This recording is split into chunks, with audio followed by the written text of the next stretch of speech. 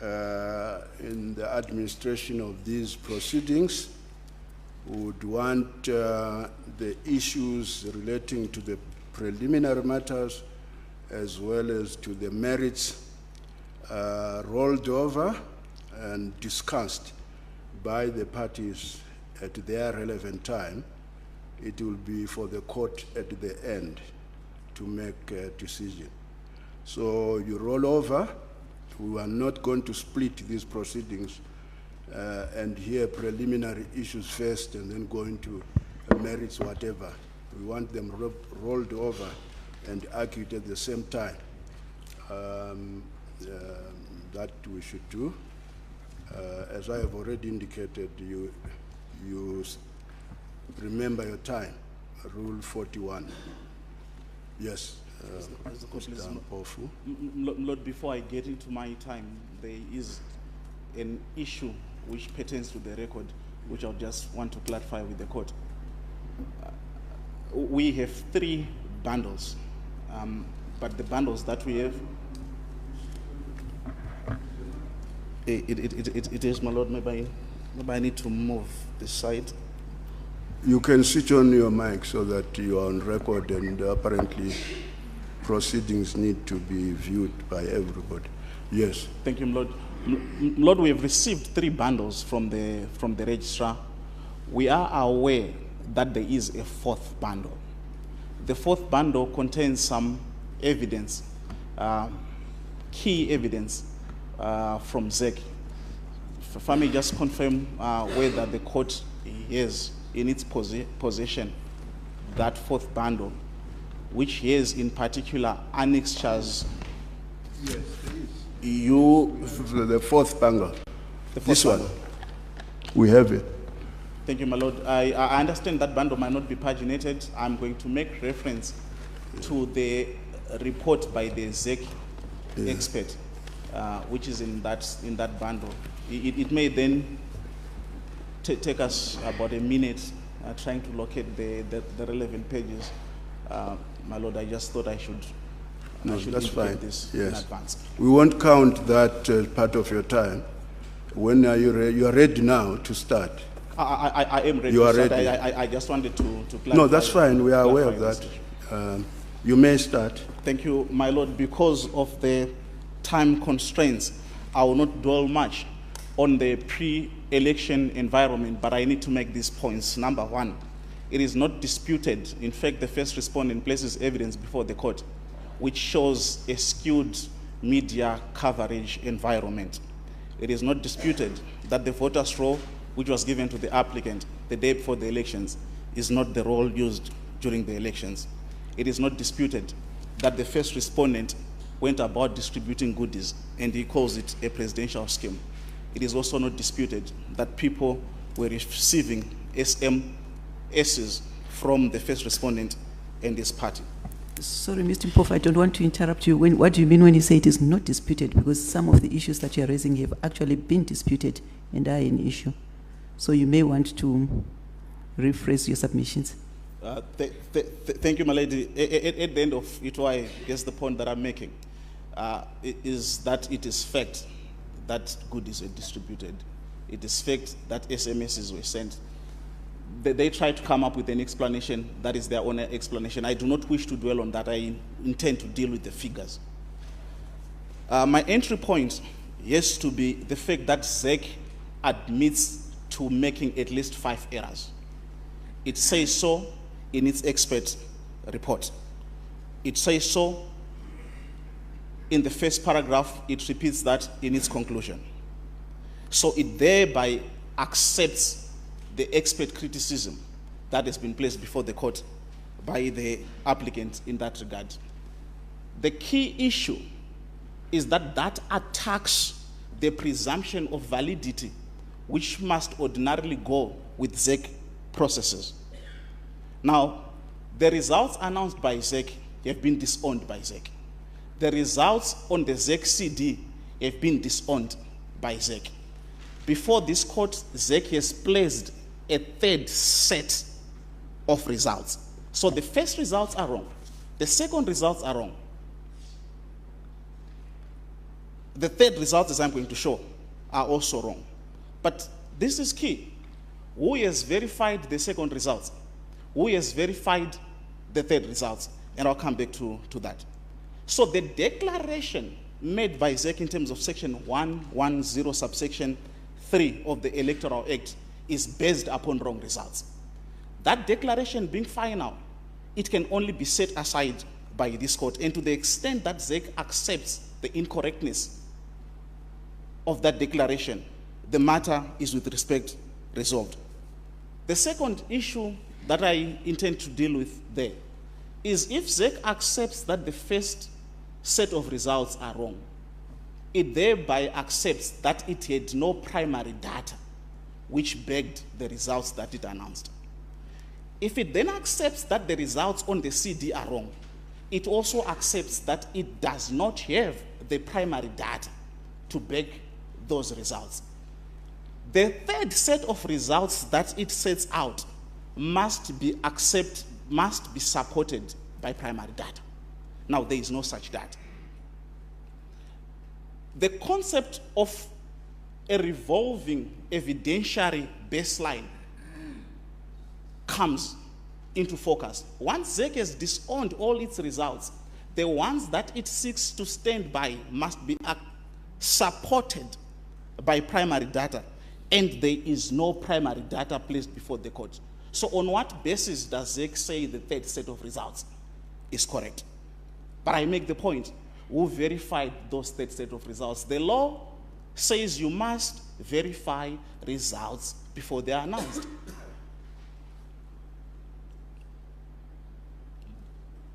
At page 51, Dr. Otumba makes the point that even on his analysis, That is page 51 of which volume? The first volume, my lady. He makes the point that even on ZEC's own declarations, the constituency returns do not tally with the figures announced by ZEC, and he's correct, because ZEC disowns all the results.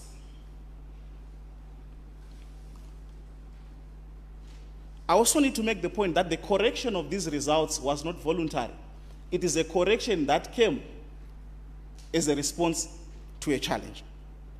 Now, can results be corrected after a declaration? The clear answer is a no, because the declaration is final in terms of section 110, particularly if the 5-day threshold has already been breached. Now, I proceed to deal with the concessions by ZEC, and I make reference in this regard to the expert report. If I may just ask the court to locate the expert report. I relate in this regard to paragraph 1.5. Paragraph 1.5 of the ZEC expert report. That's the fourth bundle. That one is not paginated. It is in the fourth bundle. And I hope the registrar is frozen my time.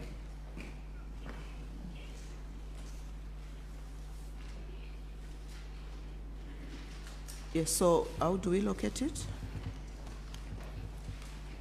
It is Annexure Z, my lady. It is Annexure Z. Z. Z. That is correct.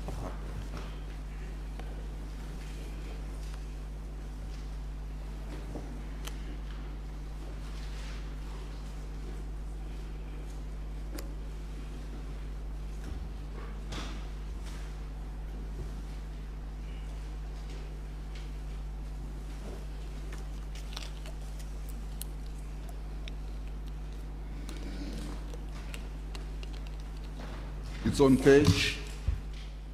It's on page. Lord, it is not paginated. That should be the last annexure. It's the statistical report placed before the court by ZEC. There is the problem. It should have followed its sequence. Pardon, Lord? Annexure Z. We are at the page you are referring to. Thank you, my Lord. If I may just ask for 30 seconds. All right. Their lordships are also still locating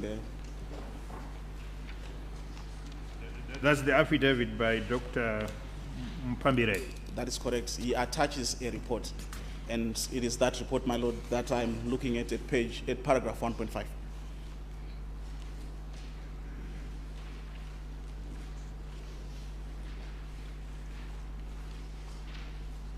As we look at the paragraph, if I may just indicate that once we knock off 31,830 votes, the 0.8% by which ZEC says first respondent scaled the statutory threshold disappears. And so the figures that I will deal with in this regard will primarily deal with that issue.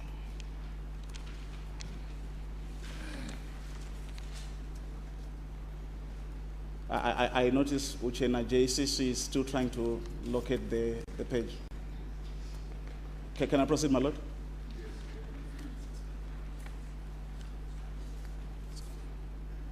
Oh, it's the 0.65% by which they say is scaled, rather, because they've revised it 3 times over. Sorry, what paragraph? Paragraph 1.5, my lord.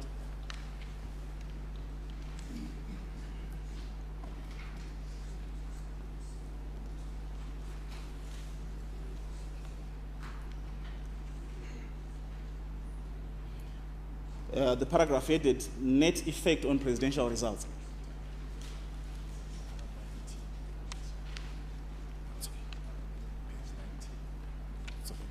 It is page 19 of Annex Z.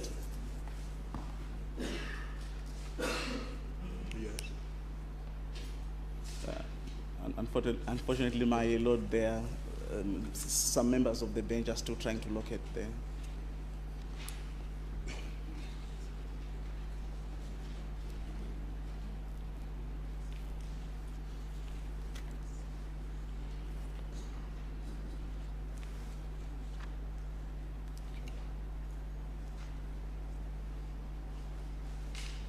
Don't know whether, ladies and lords, everyone has managed to locate the relevant passage so that I fire on.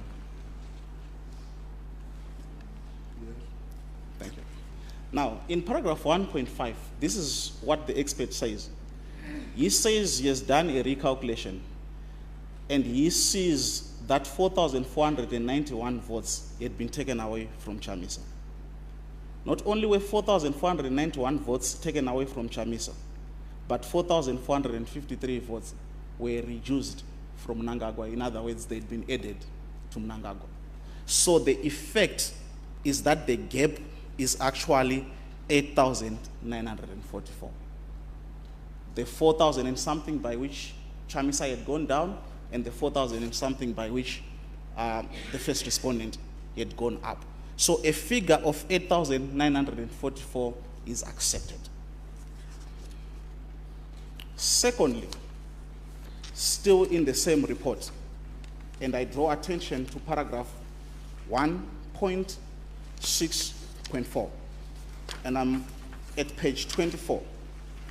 There is a schedule showing the double collation of results. And this is what ZEC says. It accepts that in the Mbire constituency, the first respondent had unlawfully gained 2,293 votes. In the Rushinga constituency, he had unlawfully gained 5,410 votes. That is knocked off again from his tally. It produces a sum of 7,730. Plus 16,000 already, we over the halfway mark. Now let us go to the next issue. So what page is that? It is page 24, my lord. Page 24. That is correct. So from ZEC's own figures. What are the figures again? Can we have the figures again? The first set is 8,944. The second set is 7,730.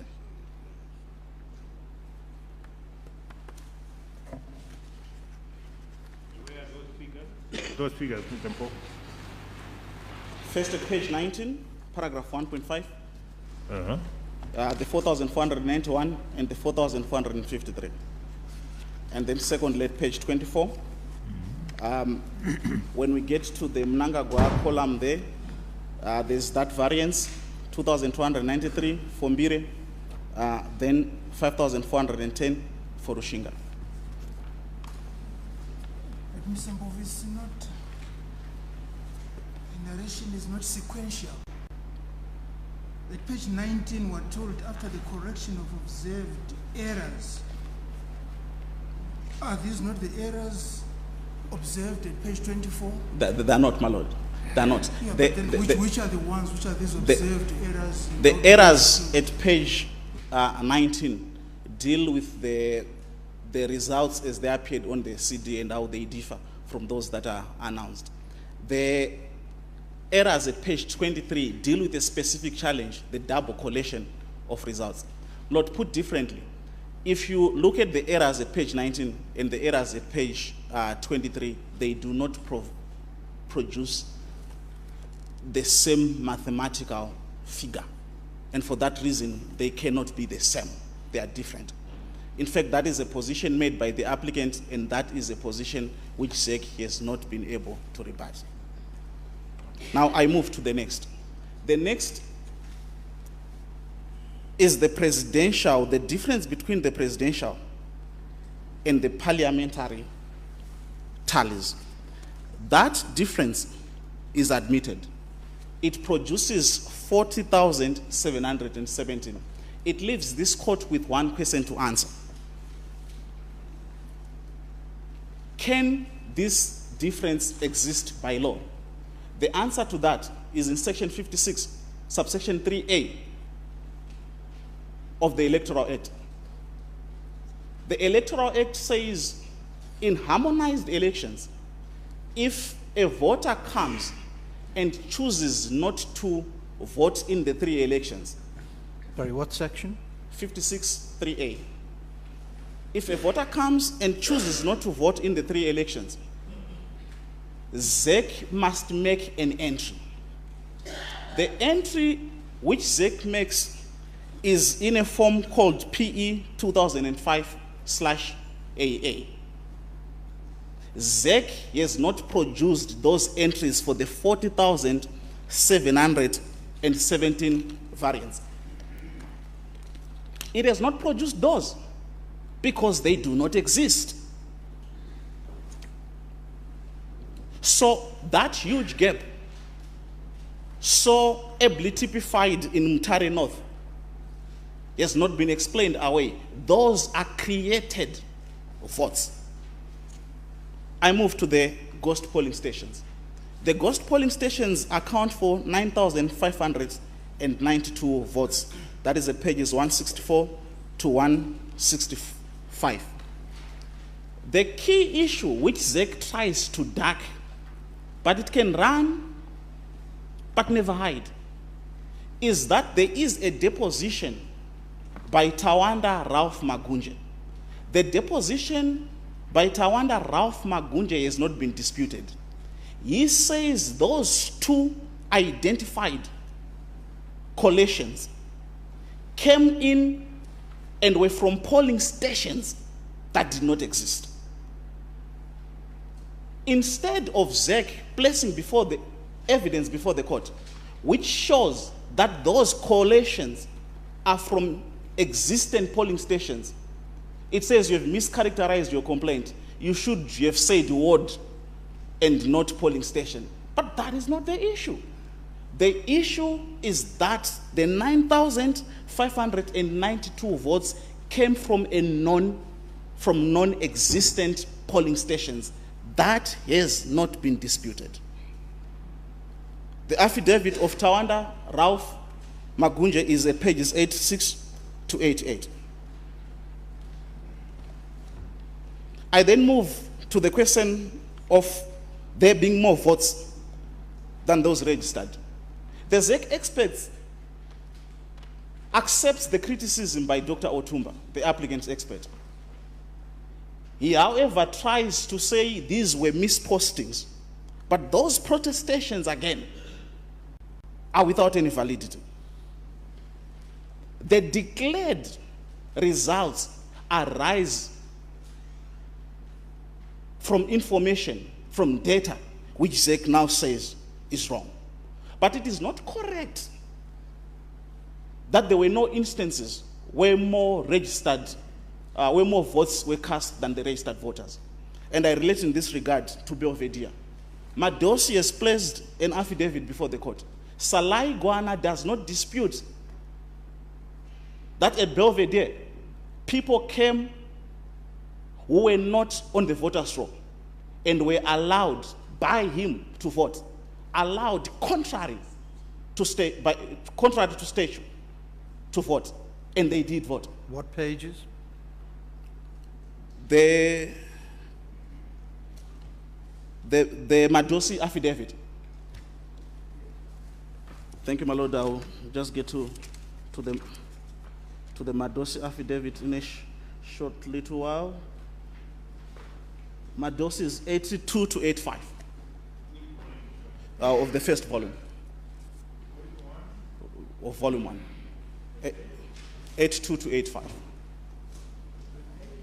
82 to 85. I'm just giving that as an example. There is also the Norton example. When 900 people voted, and yet the upper limit was 611. The first respondent says this was a slip of the tongue from the ZEC official who made that announcement. And yet there is no affidavit from that ZEC official to say, no, my tongue slipped. I was not truthful when I spoke to the ZBC. So that phenomenon is once again established. And I move now to Mashonaland Central with something different. Mashonaland Central at page 159. I invite the court to consider the report by the ZBC. It does two things. Number one, it mentions figures. Number two, it attributes those figures to a ZEC official. It says by 5:30 p.m., 105,000 people had voted in Mashonaland Central. The final figure that one gets from ZEC is that an hour and 30 minutes later, plus 370,000 people voted, which takes the final tally to 444,000. It was incumbent upon ZEC, once that allegation was made, to place before the court the affidavit of Tim Kandla, disowning these figures, disowning the fact that she spoke to the national broadcaster. ZEC has not done that, and there can be only one conclusion. But it doesn't end there. Mashingo. At 9 o'clock, the 24th respondent issues a statement, and in that statement, she says by 6 o'clock, there had been a 60% voter turnout in Mashingo. The final tally that ZEC gives shows an 84.16% voter turnout in Mashingo. What ZEC is saying, which I urge the court to disregard with the contempt that it merits, is that in Mashingo, 24.16%, there was a 24.16% voter turnout in an hour. ZEC does not explain these figures away. I move to the question of the civil servants. It is asserted in two affidavits, Masaraure and Maopa, that there were 60,000 teachers who were involved in the ZEC processes, and that only 20,000 of those voted. ZEC responds by doing two things. Number one, it places affidavits of people who say, yes, we agreed to forego our right to vote. but then it doesn't place more than 20,000 affidavits before the court. Because it is at least accepted that 20,000 voted. So what ZEC must do is to show that those people who decided to forgo their votes were more than 20,000. It doesn't do so. But secondly, the affidavits, particularly of Masarawe, says the day before the election, Kubani Moyo, Commissioner Kubani Moyo, indicated that a court order which had been granted by the High Court was not going to be complied with. Kubani Moyo has not placed an affidavit before the court refuting that. I need to make two quick points. The first is that once the High Court said ZEC had to allow the teachers to vote, ZEC had to do so. ZEC and the teachers could not vary a High Court order. I draw from CFU versus Muriro, which says by no lawful device can parties, even by their agreement, agree to vary a court order. But the second point that I make is one founded upon provisions of Section 92 of the Electoral Act. By statutory command, every employer, the state included, is obliged to ensure that its employees, his employees, her employees vote. So when ZEC comes to court and says we got into an arrangement which took away from the teachers their right to vote and they are fine with that, that is contrary to at least two precepts. Number one, a court order. Number two, a statutory provision. That can have no validity. At the end of the day, there is no bona fide dispute on the fact that some 40,000 teachers did not vote. We're supposed to have voted. The next issue that I deal with is the postal voting. But can I just ask for 10 minutes? I would just like to finish dealing with the figures and say something briefly. How long do you want to take? 10 minutes, my Lord. 10 minutes? 10 minutes, my Lord. All right. Thank you, my Lord. Grant you the time.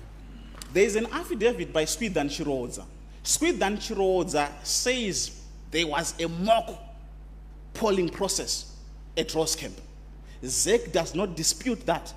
In terms of the law, I refer the court to section 74, subsection 1, 74, subsection 3, 75, and 76 of the Electoral Act, which makes it clear that postal voting is a private affair. You vote in the comfort of your room, and then you send the postal ballots away. That is not what happened. By ZEC's own admission, it affects some 4,400 votes. Then there is the issue of identical polling results. It is dealt with in paragraphs 103 and 104 of my heads of argument. The relevant pages with the evidence, pages 168 to 173. And this is what comes out. There are at least 16 polling stations with identical results. Identical results for Chamisa, identical results for Mnagagwa, identical spoiled votes. That, with respect, is to take us for granted. But it doesn't end there. When Chamisa gets 1 at a polling station, Mnagagwa is 68. So there would be 2 examples. When he gets 1, Mnagagwa would have 68, 68. When he gets 12, 12, Mnagagwa would have 48, 48. When Chamisa gets 14, 14, Mnagagwa will get a similar number. All that comes out in pages 168 to 117. It's like a kid was playing with the figures. That, with respect, is not how an election is conducted. Then there's the issue of proximity polling behavior, where you have in one ward, wards that are polling stations that are 2 kilometers apart. You have Chamisa getting more than 40%, 60% at a polling station. And at the next polling station, he has 1%. All that is before the court, and it is dealt with at pages 46 to 48 of the first bundle. And final on the figures, you have places with a plus 95% turnout, 97% turnout, 96% turnout. of voters. And in all those places, Mnagagwa not only wins, but wins big. The cumulative figure is 352,897. That, with respect, cannot be in accordance with the law. Now, when all this happens, there is no proper verification process before results are announced. In fact, ZEC announced results from 9 provinces when it is supposed to be announcing from constituencies. Takes a break and comes back and announces the rest. How does that happen? What kind of verification is that? But I wish to make this point. In terms of the law, a verification of a presidential result is verification of V23s. What comes to the National Command Center are V23s, and it is those that are verified. What ZEC was doing was to purport to conduct a process that happens at ward level, inputting V11s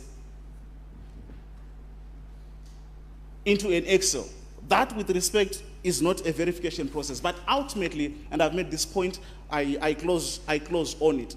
When one accepts that ZEC has disowned its results, the later results can have no validity unless they've been verified. And it is common cause that they were not. So I turn to the point in limine. ZEC, which has changed results 3 times over, ZEC, which fails to deal with these figures, purports to take a point in limine. That, with respect, cannot be accepted. And the point that it takes in limine is not only arid, but it is altogether desperate and unworthy of the position that it must occupy. The correct factual position is that the application was lodged.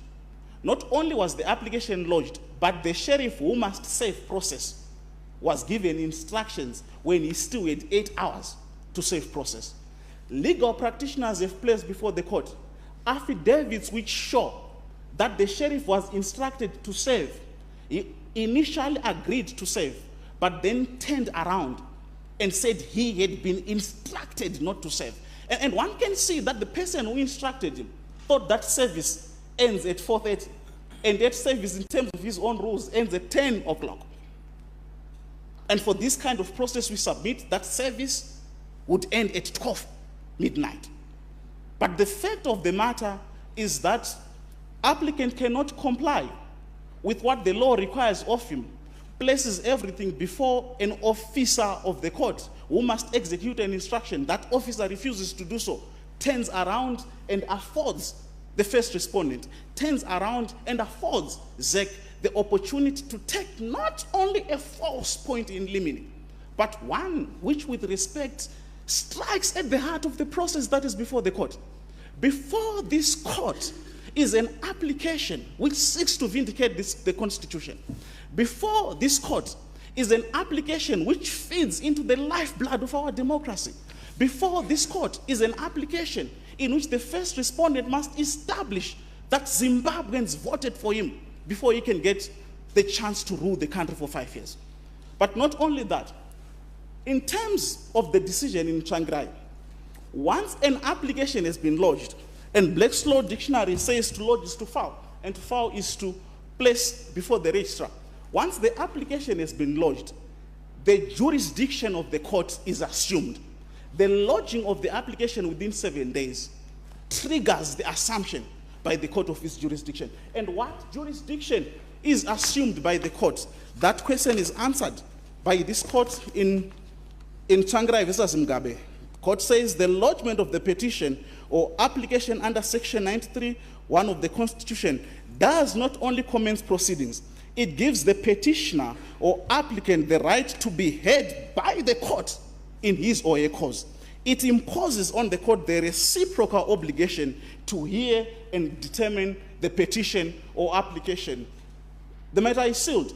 Once the application has been lodged, the court assumes jurisdiction to deal with it on the substance, and that cannot be taken away by a technical objection. Not even applicant's own technical objection. Indeed, in Tsvangirai, the court said even if applicant wants to withdraw the application, he is not in a position to do so. Once the application has been lodged, it becomes a matter between the people of Zimbabwe who deserve to be governed by a person who won the election. It becomes a matter between those people and the court, which must interpret the constitution. It becomes a matter between the court and the constitution, which it must interpret. So there are three parties involved. The people of Zimbabwe, their right to a free and fair election, their right to self-determination, their right to proper constitutional and democratic governance. On the one hand, the court in the middle, and on the other, the constitution, which the court must give life to. I also then make the point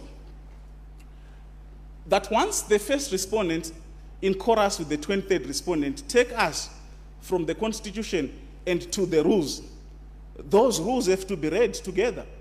Those rules say in Rule 3.2, you do not compute weekends. And so the matter is resolved. And there's actually an interesting aspect there. The first respondent, together with the 23rd respondents, on their own argument, filed the notices of opposition out of time. The reason they filed the notice of opposition out of time is that registry was closed during the Heroes' holidays. So they cannot say we couldn't file on time because registry was closed. So hear us. But then at the same time say, although you asked the sheriff to effect service and he refused, you must be non-suited. That with respect is not the kind of attitude to be adopted in these kinds of matters. I then deal with the objection to the notice of motion. The addresses of the respondents who take that point appear in the attached schedule. There is nothing in the rules which says you cannot attach bulky addresses to a schedule. So that point really is neither here nor there. They then turn around and say proof of service was not placed timeously. They rely again on the sheriff because it is the sheriff who effected service. And the sheriff must have placed that proof before the court. It is a court process. Cannot with respect do this. But whilst that forms the backdrop, here is the crux of the matter. In terms of the rule which they rely on, it is for the registrar to deem a matter abandoned. If the registrar does not deem a matter abandoned, that invests an aggrieved party with the right to approach the court and seek a mandamus to have the registrar deem a matter abandoned. The registrar is not deemed the matter abandoned. The point taken in limine is with respect without merit. Finally, they say there is no evidence placed before the court.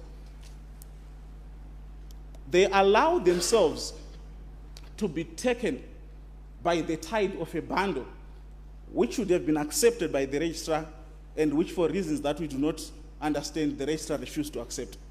But that really is neither here nor there. There are two pieces of evidence before the court. There is evidence attached to the founding affidavit, and then there is a separate bundle. That separate bundle deals with the electoral environment. It does not decide anything that is before the court. What deals with the substantive issue is evidence which they accept is properly before the court. It is the figures. Now the court will notice one thing. In their heads of argument, the first respondent, the 23rd respondents, Lord, if I may just 1 minute. 1 minute. Are you sure? Oh, maybe, Lord, let us just make it. We don't, are you sure we don't want to keep on saying 1 minute, 1 minute? Let us just make it 5, it's my up Lord. to you. Let us make it 5, my Lord. 5. Let us make All right, we'll give you.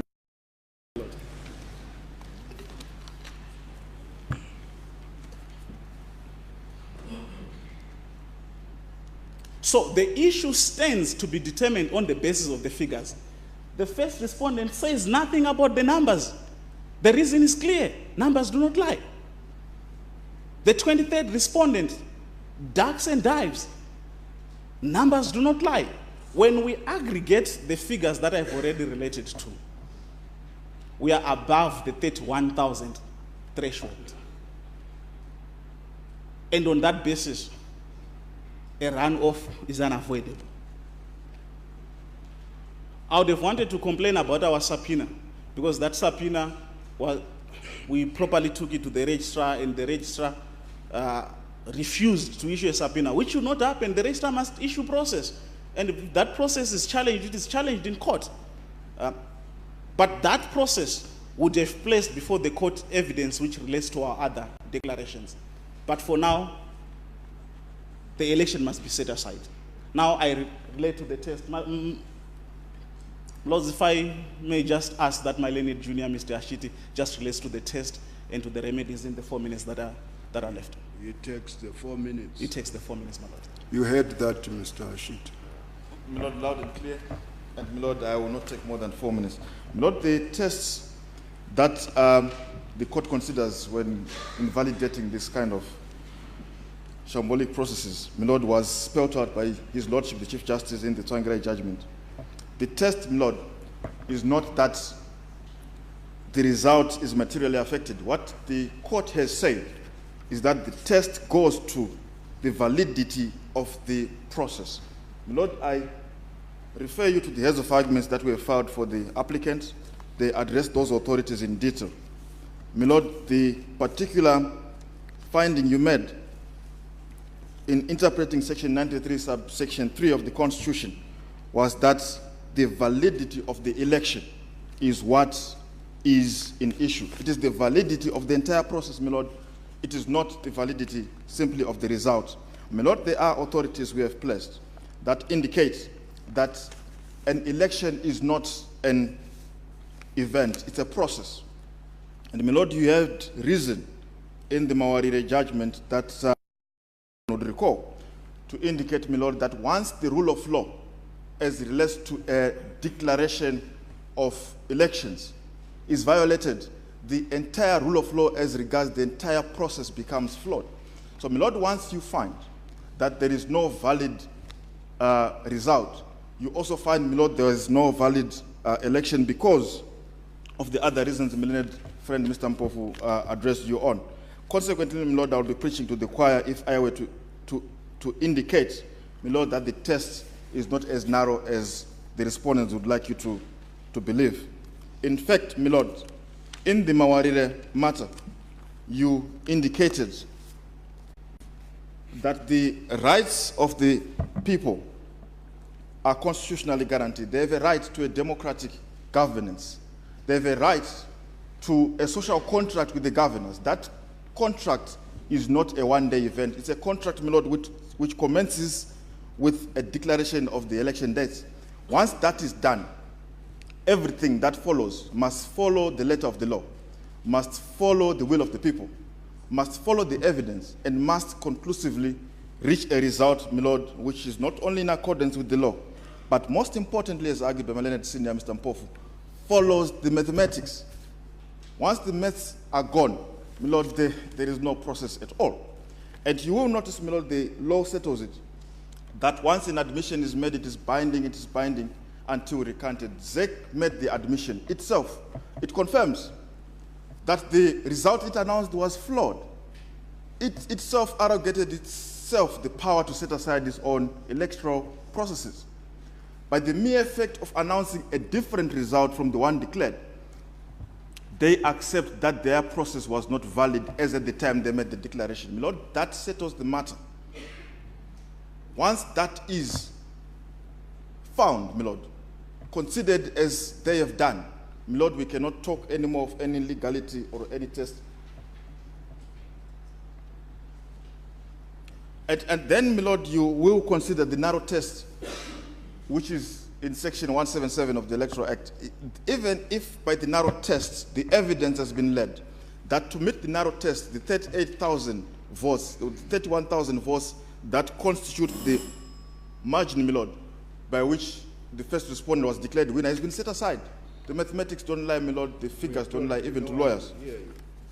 My lord, I rest my submissions. You rest? Unless if there are specific issues, my lord, Are you resting your position? Yes, my lord. Yes, once a bell is rung, nobody will listen to you. I know, my lord. You're talking to yourself. I am aware of that, my lord. You are aware of that. I practice in this court very often, I know it. All right. So if you want us to listen to you, you follow you ask for permission to get more time, but we have granted the times, and you are now at the end. You are satisfied with what you have said? Yes, my lord, particularly because Leonard Senior addressed the relief sought that a runoff becomes inescapable. And that is the relief, my lord, that the applicant moves. Yes, thank you. Just one or two questions. Yes, my lord. There is reference to figures not adding up and founding conclusions that the court is asked to accept. Why does the applicant decide to found his case on secondary evidence when there is original and primary evidence? My lord, with your kind leave, might I defer to Leonard Senior who argued the point? Sorry? With your kind leave, my lord, might I defer answer of that question to Leonard Senior who... No, there's no problem here. Between the two of you, you are free. It's your case. When did it, my lord? Thank you. Lord, in answer to that question, there are two main submissions to be made. The first is that there is no need to defer to what has been identified as primary evidence when the figures are admitted, when the figures are an analysis of ZEC's own figures. So if ZEC says Mnagagwa amassed these kinds of votes and we establish that he did not, and ZEC accepts that, we do not go to the V11s. The issue is resolved at that level. In fact, at this stage, the evidentiary onus to place primary data is on ZEC because ZEC has disowned two of its results. It has disowned the results announced on television and pursuant to which a declaration is made. ZEC has disowned the results on the CD, which it gave the parties after the announcement. ZEC has now come up with a figure which was not verified by anyone. It is now up to ZEC to establish the veracity of that figure. So, my lord, the key case for the applicant is not based on extrapolations, as the respondents would have the court believe. The key case of the applicant is based on ZEC's own figures and data which are wrong. That's the first response. The second response is that the primary data cannot be related to by the applicant. In his own words, it is a poisoned chalice, and let me demonstrate that with reference to some page numbers. Let me start with volume 1, page 186. Sorry, what page? Page 186.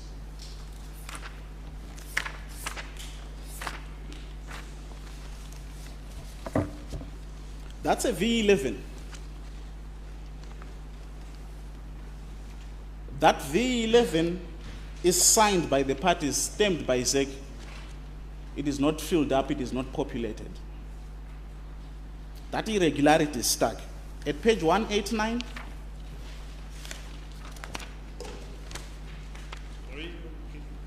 Can you repeat what you just said, Mr. Mbo? that V11 is signed, stamped, but not populated. At page 189, that's another V11. It is signed, it is stamped, it is not populated. But it is not Populated, there are no figures. Page 192,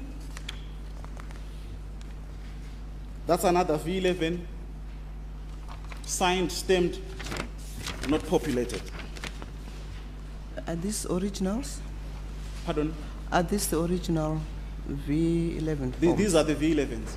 Correct. Are they copies or originals? Oh, well, the ones before the court would be copies of the originals. I have the originals.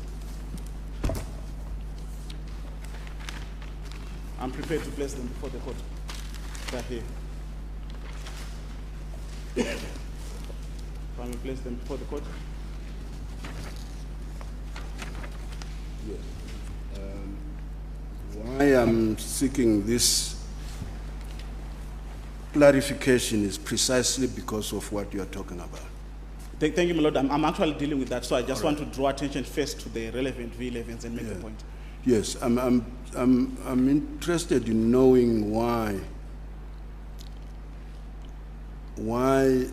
the applicant did not seek to do what the law allows him to do as an applicant, a candidate aggrieved, to place the original documents, the residue,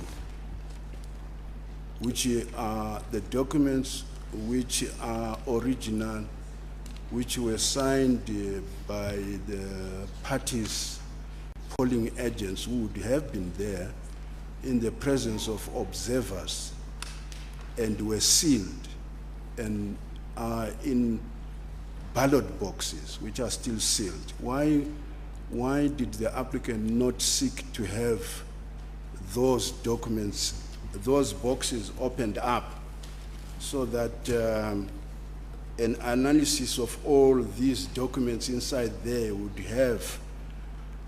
have allayed all these disputes? Thank you, Lord. That is exactly the issue that I'm answering, because they've raised it, and I want to deal with it in a systematic manner so that it becomes clear to the court that that avenue, though ostensibly available by statute, is not for practical purposes available to the applicant, because there's been a massive cover-up, there's been a massive doctoring of that evidence. So that is what I want to establish. That would be a fact established by the very process that we're talking about. It's like somebody who makes a declaration but refuses to base it on the substantive, factual conditions. I'm getting them not for... We are just wondering why that was not done. That's why we are saying there is secondary evidence, and yet, which is in some cases disputed. We know you are now saying the ZEC has admitted many things we don't know. Whether they'll agree, we don't know. But we as a court are saying, why are we being made to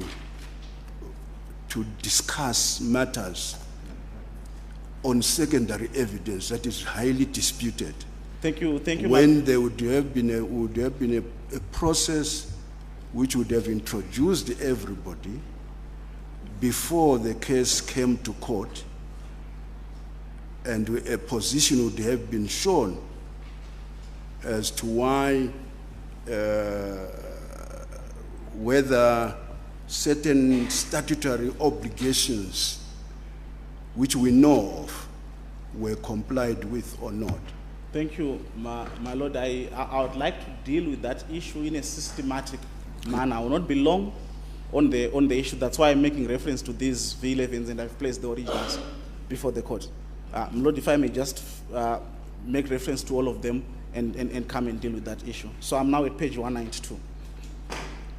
At page 192, we see a similar phenomenon.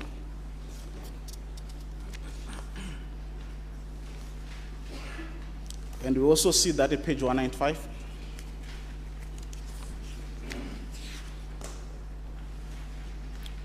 And for my purposes and purposes, also at page 199. Now, why do we have... Thing, Mr. Mpofu, perhaps you may not be understanding me properly. These are reflections of activities which are, by your submission, contrary to the legal requirements of how the election ought to have been conducted. In other words, they are presented as activities that subvert the law, the legal requirement. But you have documents which were compiled in the presence of everyone who has an interest. And those are the documents that should have been accessed by everyone concerned who has an interest in establishing whether what was done at every polling station complied with the dictates of the law. Do you see what it is? That is exactly, my lord, Yes. what I want to answer. Yes. I am clear on his lordship's question. Yes. I'm very, very clear, my lord. That is what I want to answer, and I want to answer it substantively, Yeah. and in a manner which eliminates all scrapple, in a manner which answers all doubt.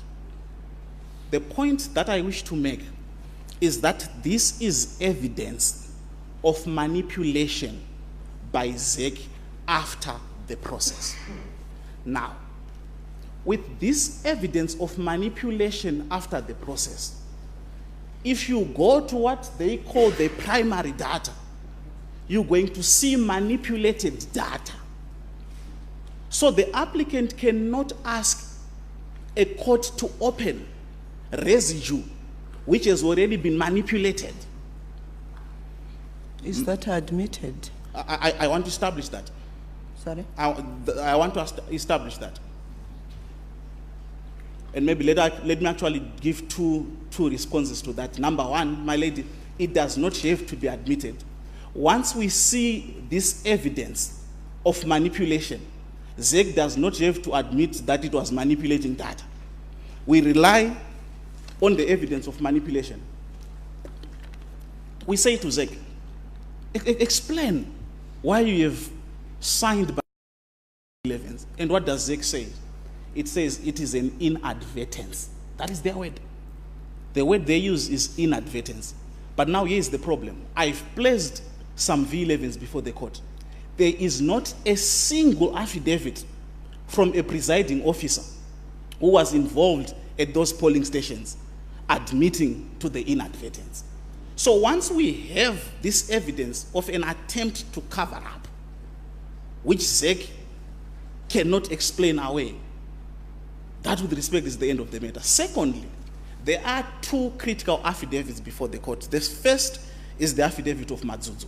It is at pages 118 to 121 of the first volume. Mazuzo explains something which helps the court understand what was happening with these signed but unpopulated V11s. He says after they had conducted the election, after they'd done the counting and the collation, people came with these kinds of V11s and wanted him to sign, unpopulated. So what clearly happened from the papers, and which ZEC will not explain away, is that there was this covering up process, and there was then a population of the V11s in a manner which was meant to be consistent with the result which ZEC had cooked up. So if you go to the residue, you drink from a poisoned well.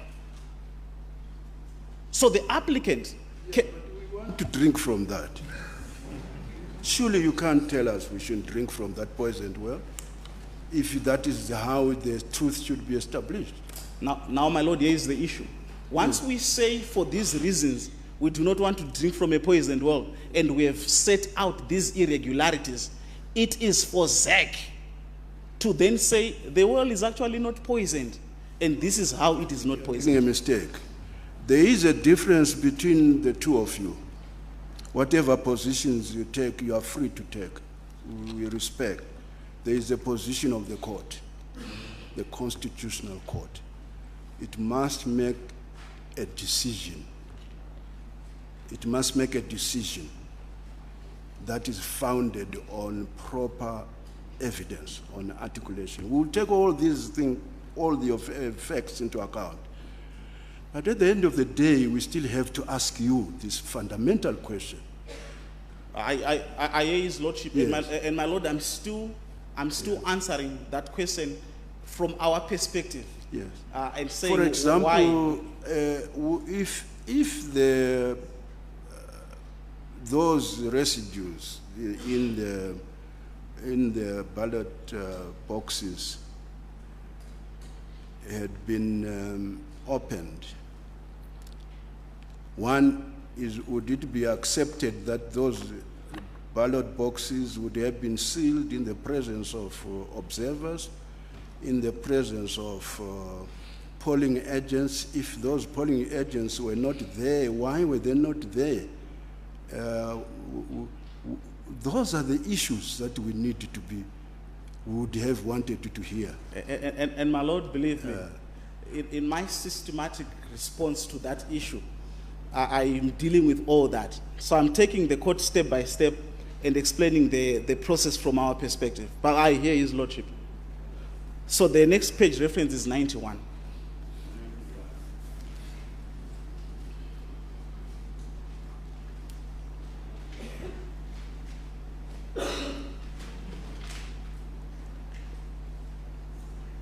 Page 91, this is an affidavit by Dr. Admaya Virimai Jira. It just supports what I've been talking about. I want to read it from the middle where it says, the presiding officer chased away and the other polling agents, and whilst the votes were being counted, she was called to sign the forms by the presiding officer after the counting of the votes, and she refused. She went back to her homestead. On the 3rd of August 2018, at around 1 a.m., a group of men came to her house. The men had covered their faces with ashes. The group of men blindfolded her and the husband and dragged them out of the house. The group of men assaulted her with logs on her. The men took turns to sexual abuse her, and the husband was also sodomized by the group of men. Now, this is evidence which shows that attempt once again at covering up. And once there is this covering up by ZEC, we can't go to their processes. They sodomize people, they rape people because they've refused to participate in the covering up. But it doesn't end there. Mr. Mpofu, where did Dr. Jira get this from? From the clients that she attended to. And this is a statutory affidavit, my lord. So He's basically, identified names. He's relating what has been told by somebody else. He is. That's first-hand hearsay, admissible in terms of Section 24 of the Civil No, I Evidence appreciate Act. that. But obviously the issue that arises is the weight. Indeed, my lord. Indeed. And there's actually no proper rebuttal to this. The next issue that I deal with, the EU report, which is before the court, shows that at polling stations, these V11s were not posted on the notice board. On specific, outside specific polling stations? Indeed, those are identified. Those are They've been identified. They've been identified. Which polling stations? It is set out in the Which polling stations? Because we have read these papers. Where did the EU get that? Which polling station is it talking about? Thank you, my lord. Let me place before the court the statements that are from pages 1262 to 1267. 1262 to 1267. That would be the third volume. So, volume 3, is it? The third volume.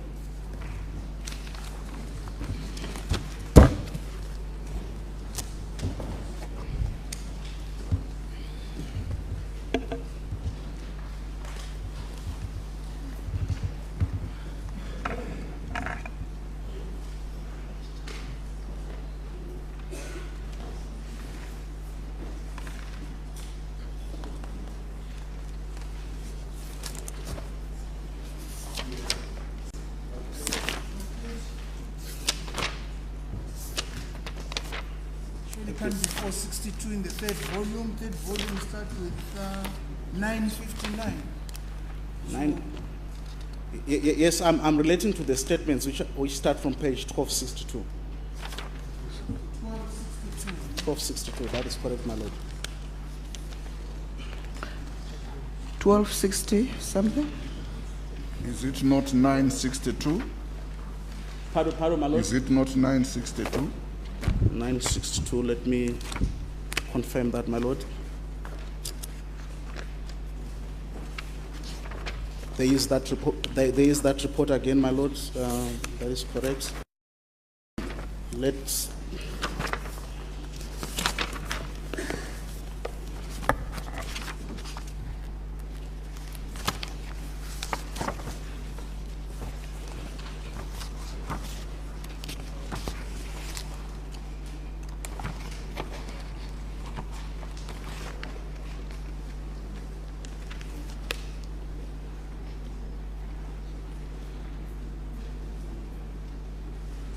At page 973,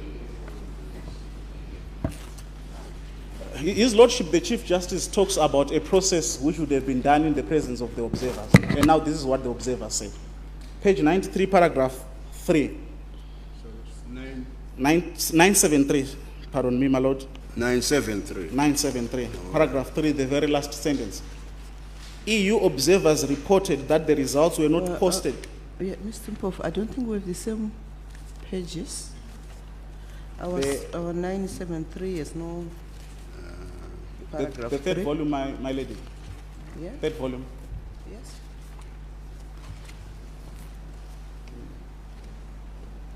Let me just try to ascertain what has happened. 973. Yes, no, this is the one. Right at the top, there is a paragraph 9, and the heading is polling and counting. Yeah, so you said third paragraph, not that it's numbered 3. It is not number 3, my lady. It's not numbered. That is correct. Very well. Well, maybe this is the penultimate paragraph. Part of paragraph 9. Correct. EU observers reported that the results were not posted at the polling station in 10 out of the 52 polling stations observed. So we go to the primary source, which must... No, but you are not answering what I asked you. That is something that can be said by anybody. What stations are they talking about? Which one? They visited them. They saw them. Which ones? We would have loved to hear the EU tell us the stations, the polling stations, particularly where they say themselves that the procedures were largely followed. Lord, here is my response. Yes. When it comes to these observer missions, because His Lordship asked a question which required us to go to some primary source which would involve observers as well. Now, when we get to them, we can't take one part of the report and reject the others. His Lordship correctly notes that they've said... No, but we can't act on generalities. We are a court of law. We act on evidence, on proof of facts. And where is proof by the EU observers mission that there were polling stations where V11 forms completed by, whether completed or not, we're not told, Lord, we've been looking for... were not posted outside. In other words, if they are V11 not posted, that's a different thing from saying V11s were not completed. What is it that they are saying? Is it that they were not completed? Or is it they were completed but they were not posted outside? Lord, which stations are we talking about? Let us go back to His Lordship's intervention. The reason I've taken His Lordship to this report is that His Lordship said, let us go to the primary source, because this is what we establish from the primary source. We establish the involvement of the parties and observers. So I have now... No, don't misquote. We don't know what is in those residue. we don't know. It is precisely because of the ignorance that we have, which should have been allayed by us having access to those real documents. They are really evidence. They are original evidence. They are expected to reveal evidence of compliance with the law at its source. These are people who were in those tents.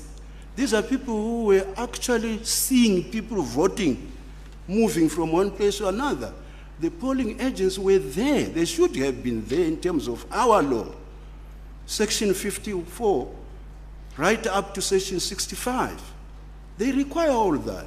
Thank you, my lord. Let me... So we want to know, what are those who were present, conditions of perception, of presence, of action, of sealing? How are they being reflected in terms of evidence? Thank you, my lord. I would like my argument to remain before the court undistorted. Yes. And let me take it again at this stage, so that, my lord, I'm not lost by the court. My argument is twofold. Number one, when you look at the figures, let's look at those that have been admitted by ZEC. Let's look at the parliamentary tally. Let us look at the ghost polling stations, for instance. When we establish those figures, as I submit we have, when we show that 40,000 people are said to have voted in the presidential election and not in the primary election, and ZEC does not have returns which show that there were people who simply chose to vote in the presidential election, that is the end.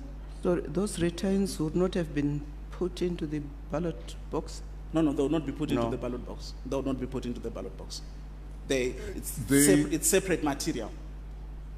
There is, I think, common cause knowledge that there was no voting for parliamentary elections in some constituencies. What would be the effect of that? There is with respect, there is actually no such evidence from our reading of the papers. All the parliament, there was voting in all the 210 constituencies. There was voting in all the 210 constituencies.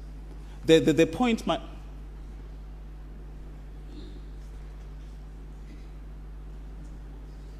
the point, my lord, that I'm making is that once there is a disconnect, once there is a dissonance between the parliamentary tally and the presidential tally, the obligation is on ZEC to establish that there are people who voted in the presidential and not the parliamentary, and they have certain returns which they are required by law to complete.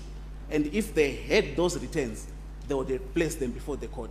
Advocate Mpofu, just to go back to the initial question, as presented, as formulated by the Chief Justice. Let's put it differently. You say that the V11 forms were manipulated or forged in certain instances. That is correct. That is correct. That's for purposes of my second response. Yes, no. Now, surely the best way to confirm or dispute that would be to look at the actual ballot boxes in those particular stations where those V11 forms are disputed, would it not? In other words, what is contained in the residue in the ballot boxes would establish that those forms were manipulated or forged. I think that's the question. Not really, my lord. This is really where this is where the issue is. Once we have those irregular V11s that I've been drawing the court's attention to. Yes, but how many are they in relation to the total V11 forms that may have been filled in percentage terms, if you have the figure? Well, I haven't done that much, but for the purposes of my answer to this question, I'm required to explain why, because we are not obliged to do a recount. I'm required to explain why the applicant did not consider it prudent to follow the statutory recount or residue opening route. And the substance of my answer is that with all these irregularities that is established, he cannot follow a process which has clearly been a subject of a cover-up. Yes, So- I think so- my, so what he perhaps you does- could, if you could try and understand me, you have referred us to a number of copies and even handed us the originals, but I'm asking in terms of numbers, because you are the ones who are saying numbers Don't lie. do not lie. They don't. So what is the percentage of these V11 forms that you have drawn our attention to in relation to all the polling stations that were in place That is and at which these forms would have been or should have been In- filled in- in and posted outside? In 7 days, my lady, we cannot have all that evidence. What we require to establish in 7 days is systematic rigging. So once we have V11s from across the country showing an irregularity which is not explained away, the systematic nature of the cover-up is then established. But ultimately, some of the issues that we raise are common cause on the pleadings. And on the issues that are common cause on the pleadings, we do not need primary evidence. Let me just go through those issues that are common cause. At what stage, Mr. Mpofu, did you come up with this manipulative, systematic manipulation? When did you find it out? Before the application was filed, you notice, my lord, that the founding affidavit Right. deals That with was issue. before the. You're saying that was before the application was filed, and that would have been within the 7 days, isn't it? It wasn't. Sorry. So that would have been within the 7 The 7 days. days required by the Constitution, within which the applicant, the aggrieved candidate, should take measures to challenge the validity of a presidential election. You would have discovered the manipulations that you are talking about during that same period, isn't it? Well, it follows, my lord. Sorry? It follows. Yes, it does follow. I am following you, I agree with you. It follows. It does. If it followed, what stopped you from doing what we are asking you should have been done? Lord, Why go for speculative conclusions of manipulation when you had those? You had the law on your side. You had, the applicant had the law, protective provision of the law, which says you have a right to even extend that time of 7 days or 5 days. If a court had said, look, he wants to open these ballot boxes, our law allows an application to be made to the electoral court to make an order for an extension of that, so that that process is cleared. And that, why did that not happen? Lord, we're dealing with different things here. Sorry? The 5 days relates to something different. The opening of the residue is 2 days. Now, it's 2 days from the declaration. What happened? 48 hours. That is correct. Yeah. So outside the 48 hours, Yeah. you cannot extend the statute. But the applicant's case must be considered in its context. 2 days after the declaration is when applicant... You knew that law, isn't it?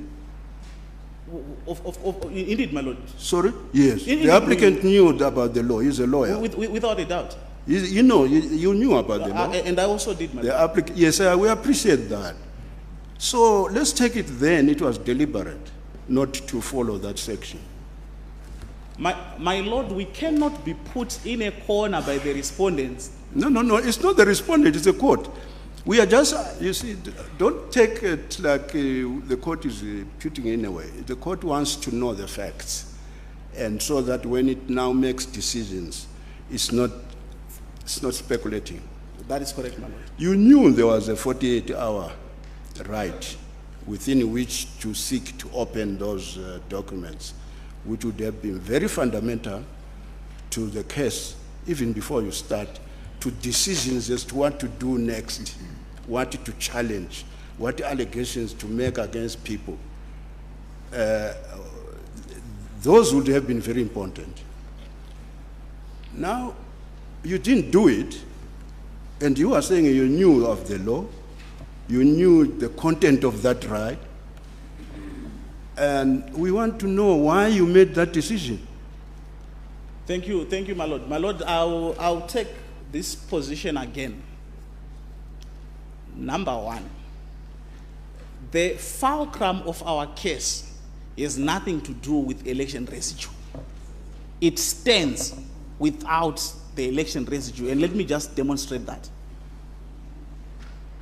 Number one, the concession. I understand your position now. Is that it had nothing, your position is that the outcome of your case, as you pleaded it, has nothing to do with the residues? I've said the fulcrum. Sorry? The fulcrum, the pith. Yes. Yes, let me establish that Yeah. by reference to the numbers.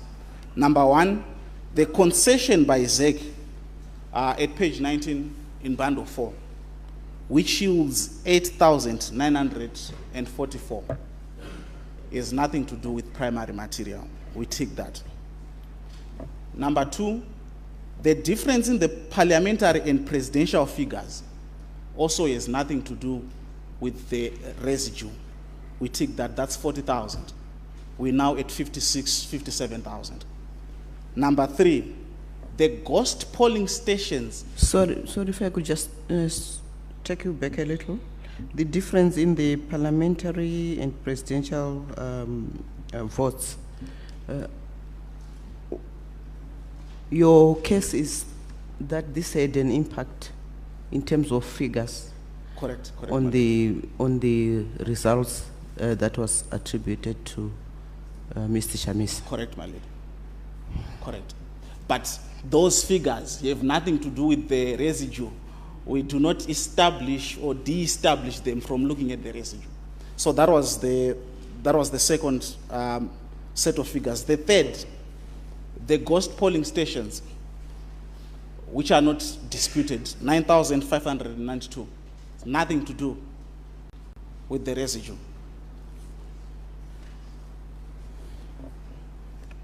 Fortunately, they took away my phone. I wanted to just do a quick calculation, but it is, let me just do a quick calculation.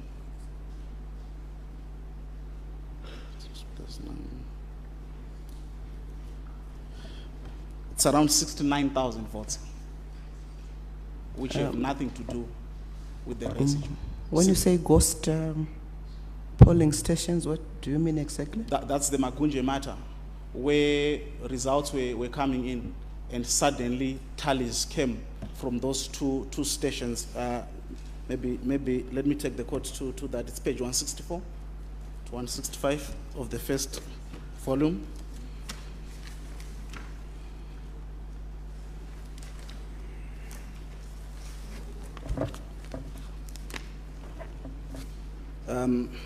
The document starts at page 164.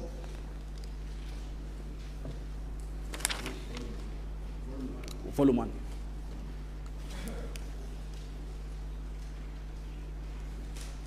Rows 11 and 12. 1 HRDC, 4 HRDC. If we turn over leaf, we see that ED is 3,334 on one of those, the second one 2,065. It is not disputed that the polling stations. Just hold on, Mr. Mpofu, just clarify here. You said page 164. And to 165. Volume 1. Volume 1. Page 164. That is correct. That is what is Annexure M. That is correct. All That right. is correct, my lord. All right. The 11th and the 12th. All right. Yes. 11th So those results, 5,000 and that, it's 5,592, came from non-existent polling stations. And there is no dispute of fact on the core of that issue. So we're sitting at around 69,000 votes, which do not require the opening of the residue. Now, which ones require the opening of residue? With it in that manner. The first is the Marsh Central increase from 105,000 at 5:30 to 444,000.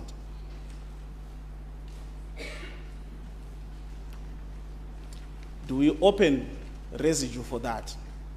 I want to refer the court to the judgment in Mnagagwa. Sorry, I just like to, I want to follow what you are saying. The votes in relation to Marsh West or Marsh Central, correct. You are saying would require the on the argument, unsealing of the. on the argument or on the question. It's not on your. No, not on our case. Very well. What I want to do is to establish why, even on that argument, there would be no need for us to go to Marsh Central and say open the residue.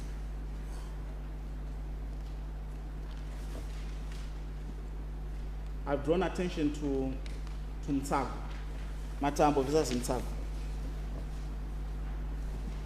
1996, volume 1, Zimbabwe Law Reports 101 SC at page 103.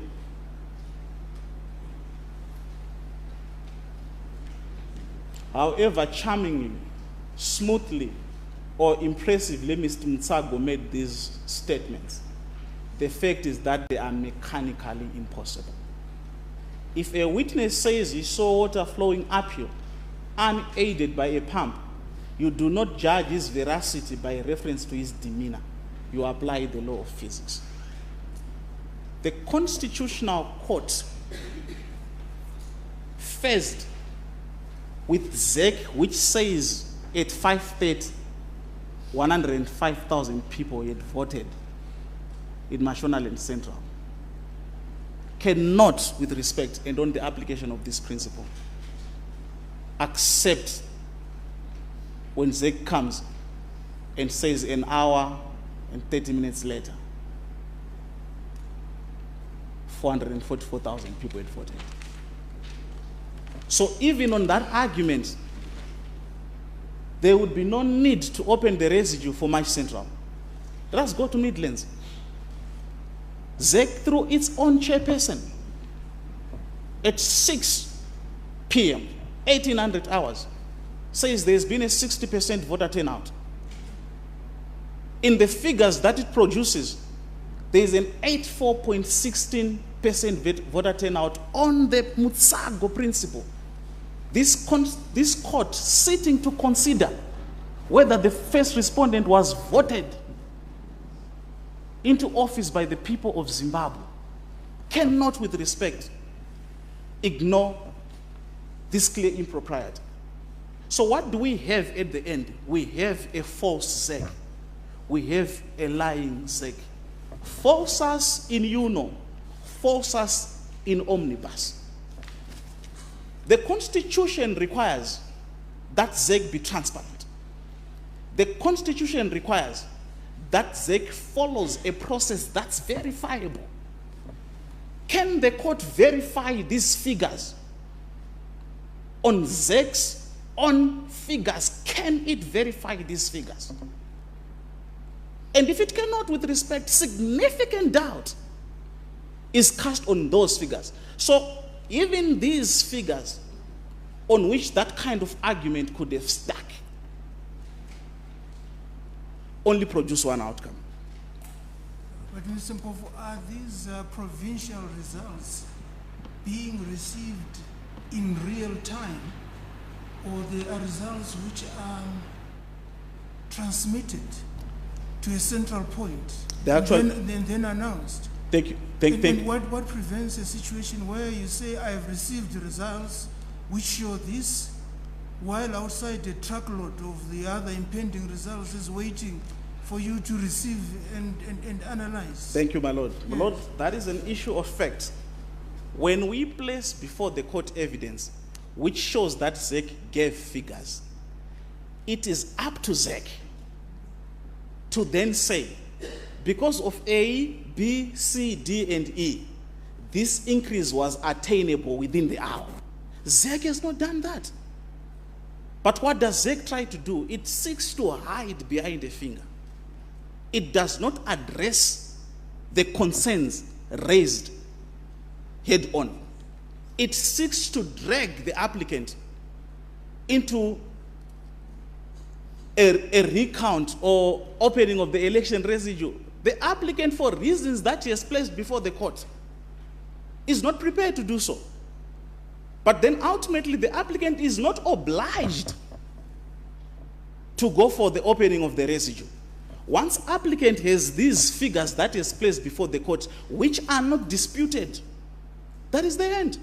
The rule of law is clear. What is not disputed in affidavits is taken to be admitted. And if you want to dispute something set out in the affidavits, you must raise a genuine and bona fide dispute.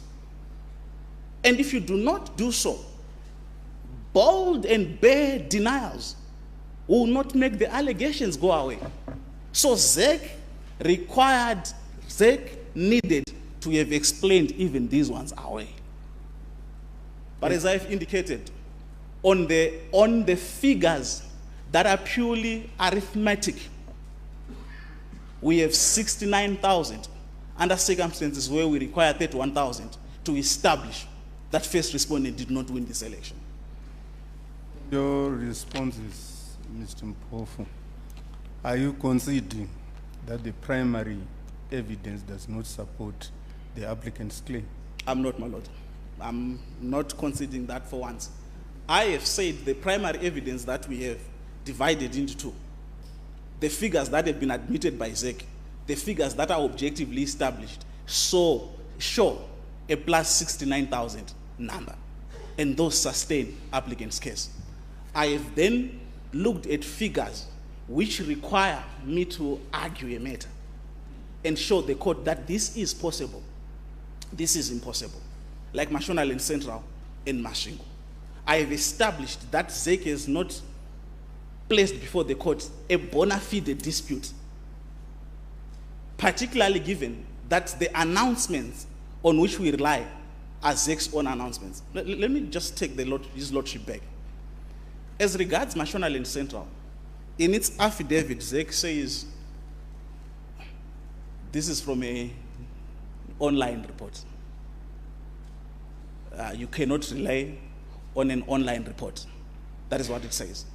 What it forgets and what it does not address is that the online report identifies its official who is responsible for that province and ascribes to her figures that she gave at a particular time.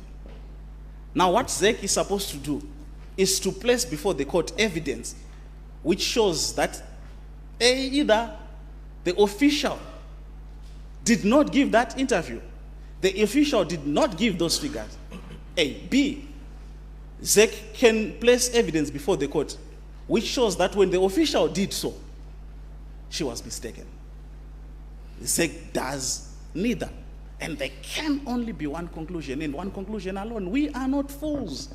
This is a court of law. When ZEC comes before this court, it must say something that makes sense. How does a court on ZEC's failure, or how does ZEC expect a court under these circumstances to believe that 370,000 people voted in 1 hour? Does the primary evidence not constitute the best evidence available?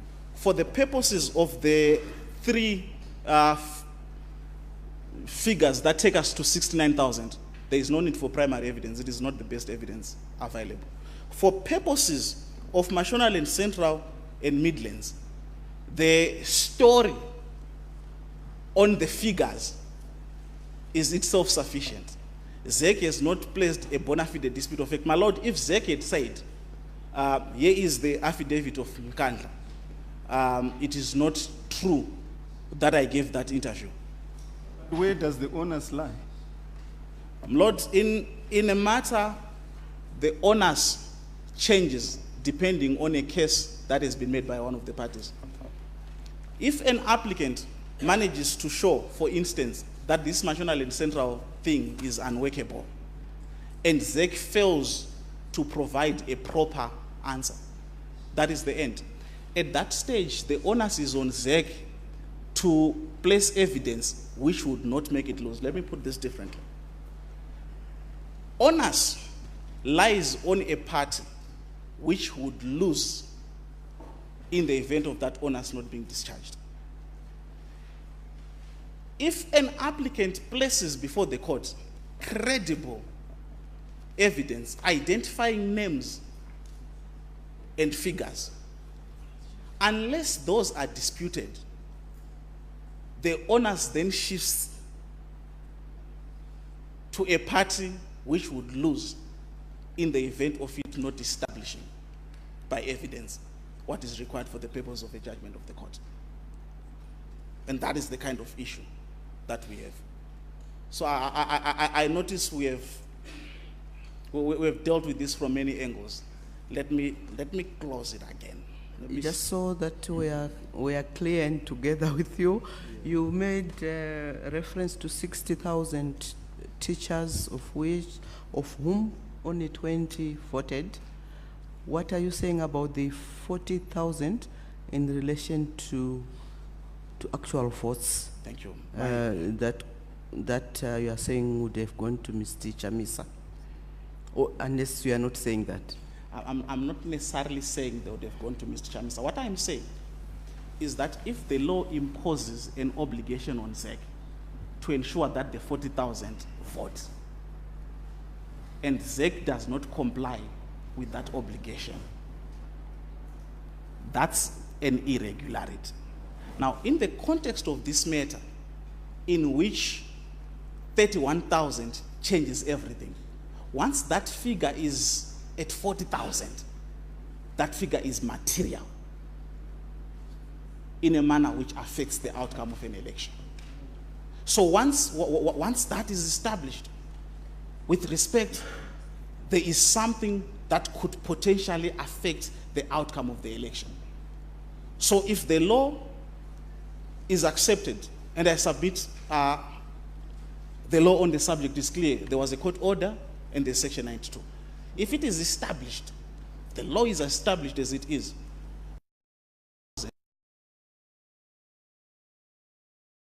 a material, one way or the other.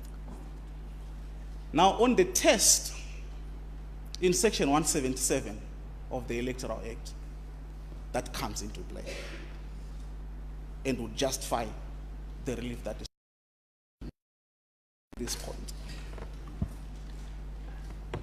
The right to vote belongs to Zimbabweans by constitutional command.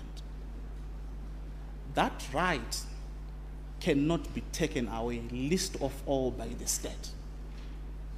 A state which comes up with arrangements which ensure that its own citizens do not vote violates a fundamental tenet of the Constitution. When a fundamental tenet of the Constitution is thus violated, there is an irregularity which pertains to an election and which affects its validity. In fact, I'm prepared to go as far as demonstrating that by law, if an employer does not allow their employees to vote, that's a criminal offense. If the state commits a criminal offense which disenfranchises 40,000 people, how is an election of that nature saved by this court? A state, or it's ZEC. ZEC is a constitutional board, it's not a state. It can be sued in its own right for any violations that it has done. who is alleged to have done. Lord, at the end of the day, doesn't change anything really. ZEC is a body established by the Constitution. It is established to run elections. ZEC has come up with a program which ensures that there is no election for 40,000 people. How can that possibly be saved?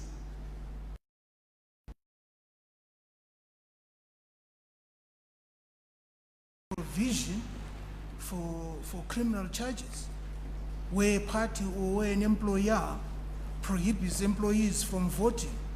And I'm saying that those provisions can be activated with respect to ZEC. ZEC can answer for itself in that manner. I have no difficulties with that. In fact, a broader question is, what exactly did the first respondent do by themselves or by their agents which violated the law? It's not said in the papers. On which aspect, my It lord? is on what ZEC has done, ZEC has failed to do. But what has the first respondent done by themselves or through their agents, which should nullify the election? In fact, my lord, that's an important issue. If I were to get a theme for my submissions, the theme would be ZEC has thrown first respondent under the bus. Does not matter who has thrown you under the bus will run you over. What ZEC has done is to violate the Constitution, to violate the Electoral Act in a manner which has ultimately benefited the first respondent. So it doesn't matter that the first respondent might not have been involved in the violations. I do not accept that he wasn't. But the point that I make at this stage is that it doesn't matter. But at the end of the day, there's another legal principle which is important. Qui facit per alium, facit per se. If you do your act through the hand of another, you've done it yourself. The telesal judgment that we cite in our heads of argument says if something is done for your benefit, it does not matter that you are not involved in crafting that thing. But if something is done for your benefit and its invalidity is established, it affects you. So, my lord, ultimately, yes, we have this ZEC problem. Perhaps, yes, that's a too broad legal principle. Which law can support that kind of proposition? I'm certain the law doesn't say that. Which one in particular, my lord? It does imply that the party concerned should also have been an accomplice of some sort, should have been a participant, or should have condoned some of the acts. We appreciate you are saying that you don't actually accuse the first respondent. No, I'm not saying that. I'm not saying that, my lord. I'm not saying that. You are saying what? I accuse him. He is accused by the applicant. He's accused on yes, the papers. I mean the applicant. But I'm simply saying I do not need to accuse him in order to have the declaration set aside. The question was valid, I think, was that what we have been listening to, hearing is about ZEC doing this, ZEC doing that, ZEC doing that and that. But the court has not heard any allegations of malpractice. We know what malpractice is in terms of the law, the electoral law, in which the first respondent participated or is alleged to have done anything, either through his supporters or himself and so on, or through agents. And you did, I understood you as saying that you agree you are not making those allegations. I am, my lord, let me clarify. All right. I make all allegations against the first respondent. Yes. But let me deal with that intervention from two angles. Yes. Firstly, if it is established that ZEC ran a sham, if it is established that ZEC announced the wrong results, and ZEC concedes that it announced the wrong results. What we are saying, we accept there's been a lot about ZEC conduct in the conducting of the election. Those are valid points which can be taken, they have been taken, the court will consider them. There's no problem with that. You still have the question whether in that context there's been any allegations of direct involvement by the first respondent in malpractices, either personally or by some form of proxy through agents. Like raping people and sodomizing. That is what the question was, and I thought perhaps you needed to just clarify that. Indeed, my lord, and I want to answer that from two angles. Number one, it does not matter what the first respondent has done or not done. If it is established that ZEC did not run a proper election, he cannot benefit out of something that is unconstitutional. So, for instance, the court cannot say, we agree that ZEC is wrong, we agree that ZEC did this, but it is not the first respondent. Doesn't matter. That does not save the election. That's the first response. The second response is that the idea of electoral malpractices vitiating an election is a petition's idea. This is an Electoral Act standard which relates to electoral petitions. It is actually an additional ground for invalidating an election. Section 93, in his lordship's words, in Tsvangirai versus Mugabe, is a self-contained code. It does not require that you establish a malpractice before an election can be invalidated. Doesn't require that. The applicant has been very clear in this matter, and the respondents have connived to misunderstanding. He is clear in stating that the main basis of his challenge are the figures which do not add up, figures which ZEC has revised 3 times over, figures which ZEC still continues to revise, figures which ZEC places before the court without any verification. That is the main basis of his challenge. But to say, and I want to put this beyond any doubt, to say the applicant does not accuse first respondent is not, with respect, the correct position. The correct position is that applicant accuses both the first respondent and ZEC. They have connived to not only undermine his just interests, but they have connived to undermine the Constitution and the foundational basis of our participatory democracy.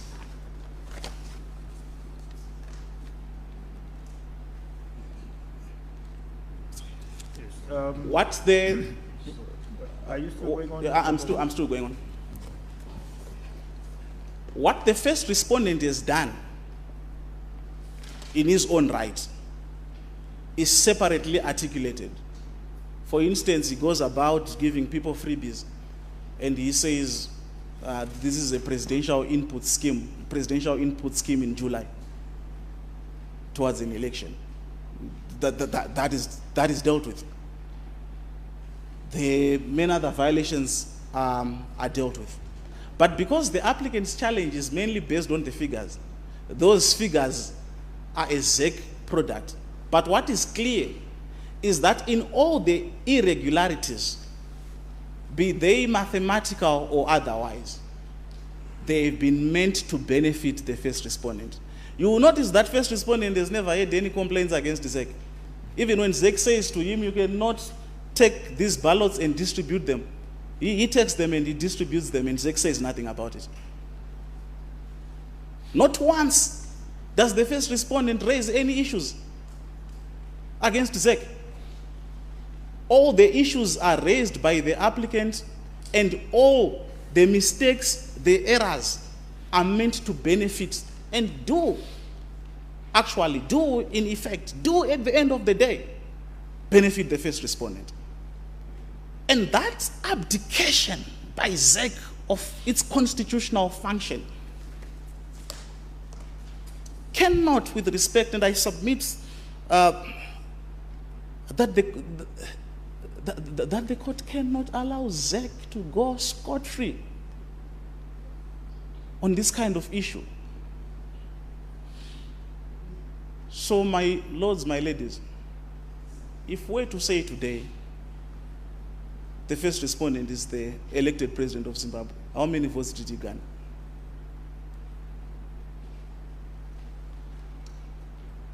And how is an election in which that question cannot be answered supposed to be saved?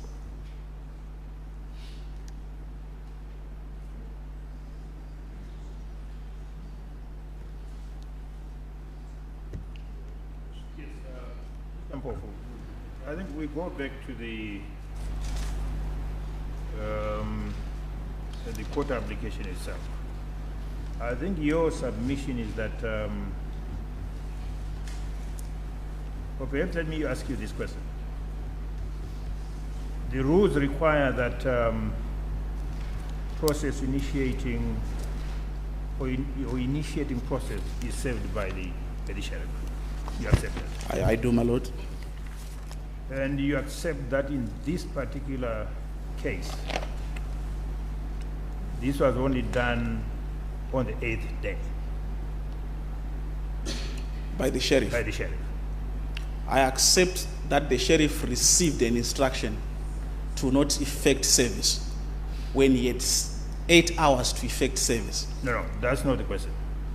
The reality is that the sheriff only served the application on the 8th day.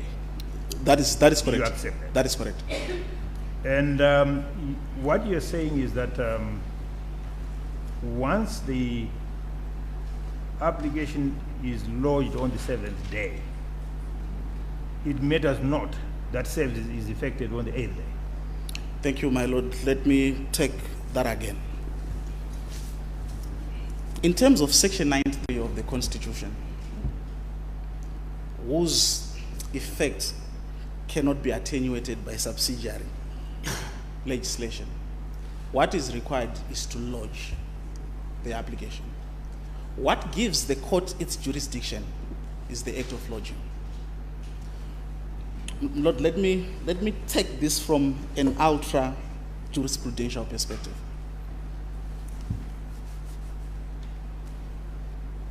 The jurisdiction of the court is not established by the rules. Sorry, is not established by? The jurisdiction of the court is not established by the rules. The jurisdiction of the court is established by the Constitution. What the rules do is to facilitate the exercise by the court of its jurisdiction. Put differently, in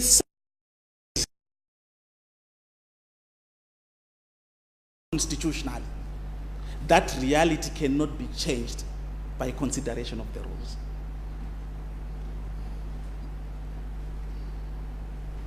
The purpose of the rules is to ensure that once the jurisdiction of the court is entrenched, the exercise thereof is facilitated. The juridical impurity in the argument advanced by the respondents is that it collects the question of the establishment of the jurisdiction of the court on the one hand and that of its exercise. It makes that one thing. Cannot be, my lord, with respect. So once the jurisdiction of the court was assumed by the fact of lodging, that is the end of the matter. But let us be charitable.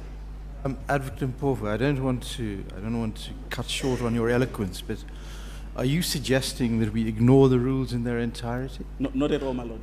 If we are not to ignore the rules, surely the next step is for us, either on our own motion or on request by the applicants, to condone a departure from the rules. Isn't that the preferable way to go? Thank you, my lord. Maybe let me make 2 points in that regard. If we fuse in the rules purposes of the exercise of the jurisdiction, we have to fuse in considerations of Rule 3, Sub-Rule 2 at the same time. And there can only be one conclusion. But secondly, my lord, if it is to be accepted that the applicant lodged his papers was charged by the sheriff, because the sheriff calculates how much it is that he wants and charges, was charged by the sheriff and paid. Then that's in the remote Advocate event. Mpofu, you're going off on a tangent again. The question is simple. Whatever might have happened in terms of the sheriff's failure to act or his deliberate reneging on an undertaking to act, the question is, what do we do with the rules? Thank you. They've been. What do we do with that breach? Do we ignore it, or do we condone it? Thank you, my lord. If the court were to come to the conclusion that there's been a breach of the rules, then I would move condonation on the basis that the applicant really had was not involved for this, was not responsible rather for this. He did everything that she was required by law to do. And my lord, as the court considers that there's this aspect, the applicant, in order to show that service was doable, effected his own service on the day. And the courts hold in my respectful submission in relating to the motion for condonation, which for the avoidance of doubt I make in the alternative. Would consider, my lord, that the sheriff was supposed to cross Samora Machel to effect service at Mnagagwa. Mr. Mpofu, are you making the application now? I make it in the alternative. I make it in the event. But you are making the application now? I do. I do on the basis of all the considerations that I've raised. But I'm clear, my lady, I make it in the alternative. And maybe in sealing that application, let me just make this point. It would be a sad day for our democracy if an applicant who challenges the declaration of an on ground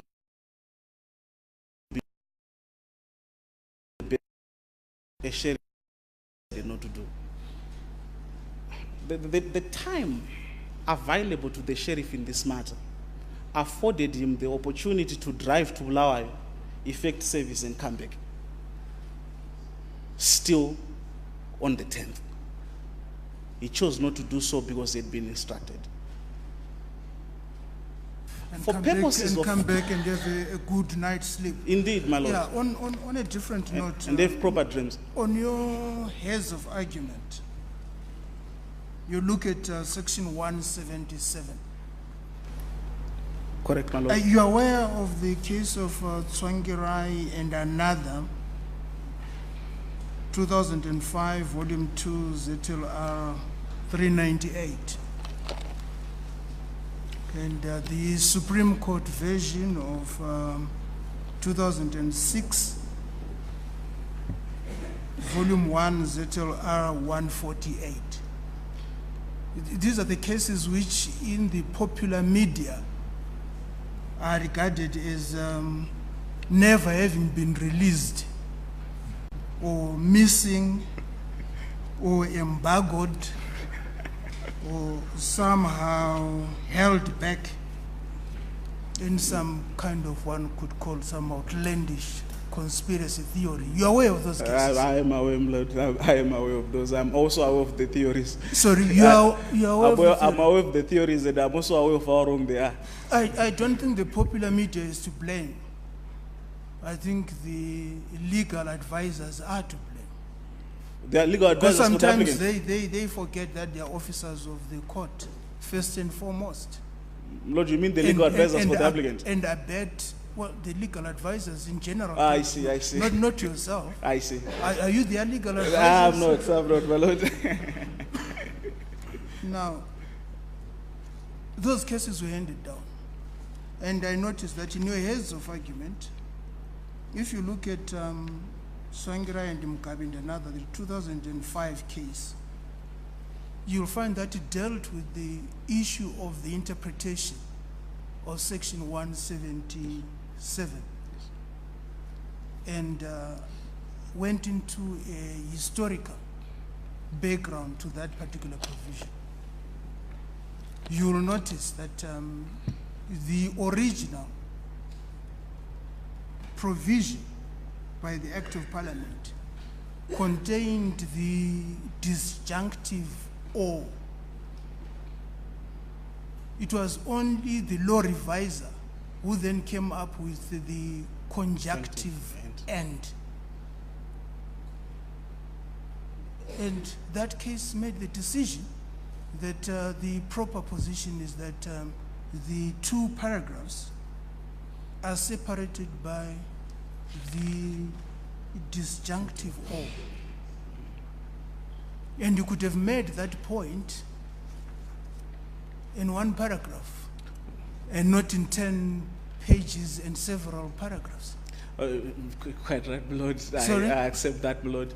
Yes. I accept that. Yes. I Or unless you also thought that judgment was missing. No, Lord, Yes. well, just to indicate on that issue, that I had 2 days to do 2 massive answering affidavits and heads of arguments. So a couple of things could have been missed here and there. But his lordship is quite correct. That is indeed the correct legal position. And my lord, it is supported by a welter of regional authorities on the subject. There's particularly an interesting Indian case on the matter as well. But because of the time constraints, we're not able to place it before the You court. did the hopping around through Kenya, the United Kingdom, and India, but charity begins at home. It does, Yes. my lord, it does, my lord. And if charity had begun at home, some sleepless nights could have been saved. I accept my lord.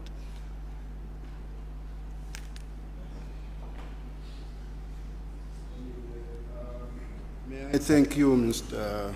Pofu, for having taken us through this very well argued. We do appreciate your assistance. We do also appreciate you did quite a lot of work in 2 days and failed to sleep. We do appreciate that much. We have therefore hopefully come to the end, because this was a portion under the control of the court. You can see it was the judges asking questions. It's entirely under our control, and we are closing it now.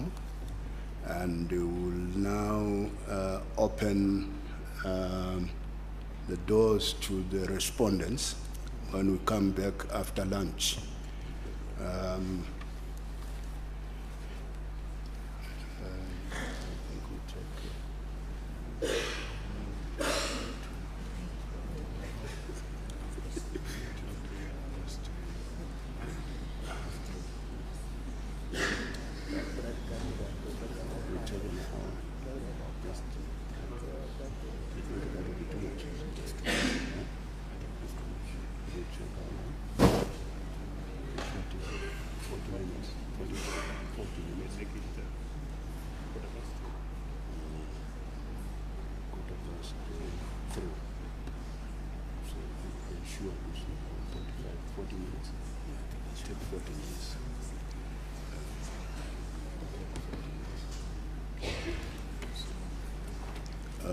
We will take a break of 40 minutes. That will, according to our calculation, will take us to about 3:15, and we'll resume the proceedings.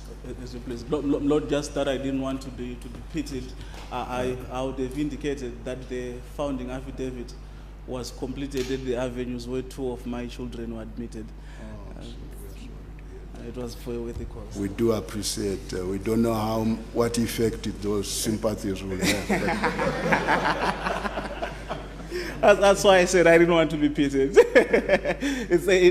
It comes on the backdrop of His Lordship having indicated the work that we did in 2 days in terms of the answering and the heads. Anyway, thank you. The court will adjourn.